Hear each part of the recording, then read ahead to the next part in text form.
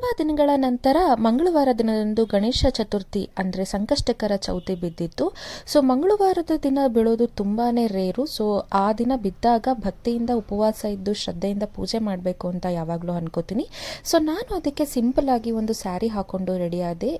Evening ಅಂದರೆ night ದೇವಸ್ಥಾನಕ್ಕೆ ಹೋಗೋಣ ಅಂತ.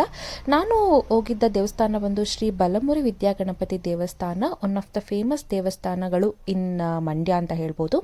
ಸೊ ಹೋಗ್ತಾ ಇದ್ದಂಗೆ ತುಂಬಾ ಜನ ಇದ್ದರು. ದೇವ್ರ ದರ್ಶನ ಸ್ವಲ್ಪ ಲೇಟಾಗಿ ಆಯಿತು. ನೀವು ನೋಡ್ತಾ ಇರ್ಬೋದು, ದೇವರ ಅಲಂಕಾರ ಮಾತ್ರ ತುಂಬ ಚೆನ್ನಾಗಿತ್ತು. ಬೆಣ್ಣೆಯಿಂದ ದೇವರ ಅಲಂಕಾರವನ್ನು ಮಾಡಿದರು. ಪ್ರತಿ ಮಂಗಳವಾರ ಅಂದರೆ ಯಾವುದೇ ಸಂಕಷ್ಟ ಚೌತಿ ಬಂದರೂ ಮಂಗಳವಾರದೊತ್ತು ನಾನು ಬೆಲ್ಲದ ಆರತಿಯನ್ನು ಮಾಡ್ತೀನಿ ಅಂತ ದೇವರಿಗೆ ಹರಿಸ್ಕೊಂಡೆ ನಾನು ಪೂಜೆ ವ್ರತ ಉಪವಾಸ ಇರ್ತೀನಿ.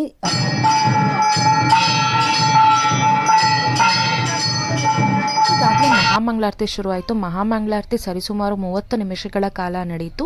ಮಹಾಮಂಗಳಾರತಿನೆಲ್ಲ ಮುಗಿಸ್ಕೊಂಡು ದೇವರಿಗೆ ನಮಸ್ಕಾರ ಹಾಕ್ಕೊಂಡು ಅಲ್ಲಿ ತೀರ್ಥ ಪ್ರಸಾದ ಕೊಡ್ತಾಯಿದ್ರು. ಸೊ ಅದನ್ನೆಲ್ಲ ಈಸ್ಕೊಂಡು ನಾನು ಮತ್ತೆ ಮನೆಗೆ ಬಂದೆ. ಪ್ರಸಾದ ಏನೂ ತಿಂದಿರಲಿಲ್ಲ. ಅಲ್ಲಿ ಮನೆಗೆ ಬಂದು ಚಂದ್ರನನ್ನು ನೋಡಿ ಪ್ರಸಾದ ಮತ್ತು ಊಟ ಮಾಡಬೇಕು ಅಂತ ಅಂದ್ಕೊಂಡಿದ್ದೆ.